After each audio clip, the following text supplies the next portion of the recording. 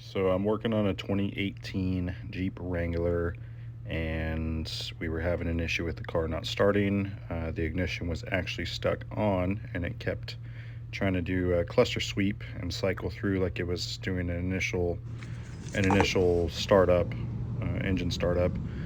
So that obviously killed the batteries. Both the main battery and the auxiliary battery were dead. So here we are replacing both of those. So this is just my installation, putting these two batteries back together. I wish I would have done a video of it being taken apart, but that was all a learning process for me, so I wasn't really concerned about getting the camera out. But hopefully this helps just show anyone, step by step how to put this back together, and if anything it may help you on the disassembly as well.